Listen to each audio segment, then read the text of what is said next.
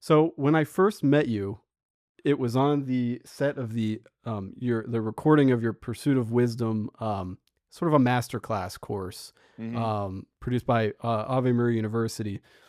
And in that, I discovered your implementation of the virtues, the cardinal virtues, within business and leadership. Um, that I might just be ignorant. I've not heard that from anybody else who's at the level of success that you're at. And so my question is, am I right in stating that that's rare, or are other people doing this? Because to me, you seem like a bit of a trailblazer in the way that you're actually bringing it to fruition. But you tell me.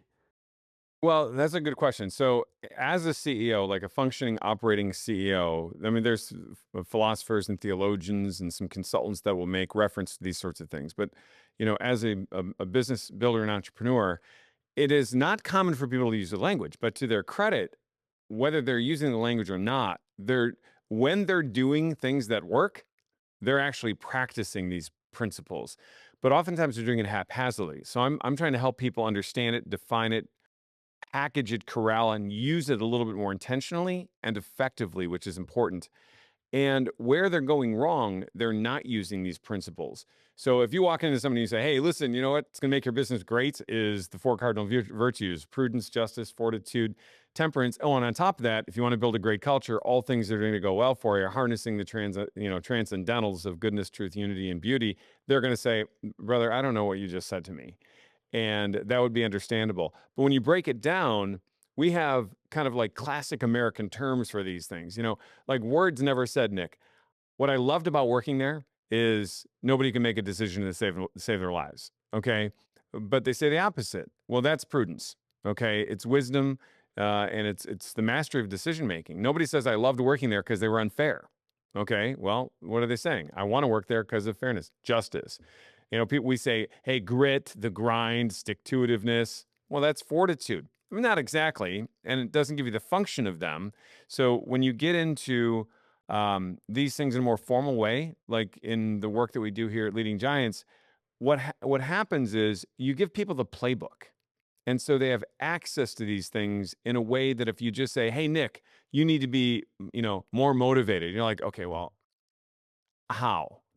Well, we teach them how.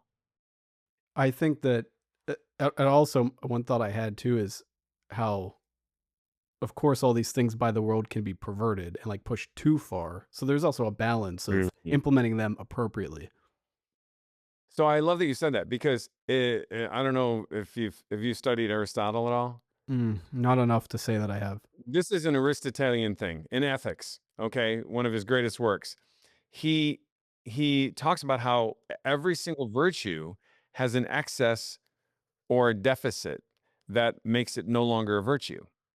So if you have like an appropriate amount of courage. Well, if you're a deficit in that, you'd have cowardice. Everybody understands that. But if you're like excessive, you'd have like this false bravery, Right. which is almost like almost an audaciousness. It's like to believe that you can walk up to a grizzly bear and punch it in the face. I mean, like you're literally in the face of something where you don't even recognize how stupid you are and that you're in danger, and that's really not courage. In fact, it's a funny thing. My son Kevin. Maybe you don't know my son Kevin Durand, but you know John Paul, I think. So I have two. Kevin graduates. He's 32 years old. He graduated. He's a priest now. But when he was young, we were at the CN Tower in Toronto, which was the tallest freestanding building in the world at the time, and 115 stories up, if I remember correctly. There was this like platform where you step out on this glass, okay? And my daughter was maybe 4 or 5 at the time that we took them there. And she just, jumped out there, wasn't thinking anything of it. And Kevin would not go. And he just had to get himself just built with courage to do that. And mostly, I think it was like a sibling competitiveness. If she's going to do that, I'm going to be ridiculed. I better get out there. But he exhibited what would be perceived as by anyone way more fear than she had. But in the end, that day, he's the only one that exhibited courage. because she had no idea what was going on. She didn't even care. She just whimsically went out there, and he had to overcome something. But an interesting thing, there's like a spectrum to this too. The classic saying, kind of in these studies, would be like the soldier that goes to war that's inexperienced would fight with courage. Okay. But the soldier that goes to war with experience would fight from courage. Why? Well, the inexperienced person has never built prudence, and that's an experiential thing. So they have to tap something from outside of them to go experience it. That's what Kevin did there. Whereas the actual person with fortitude or courage is going to operate from courage from within. So they are courageous. They're not needing to act or tap into courage at that time. And there's a big difference between the two. When you become, that's why we see people that are kind of low virtue, high vice have moments of virtue. It's because they're acting with that virtue, but not from that virtue. As always, I want to thank you for your time and for listening. I hope you enjoyed it. If you did, please like and subscribe and all that good stuff. Sharing is so important.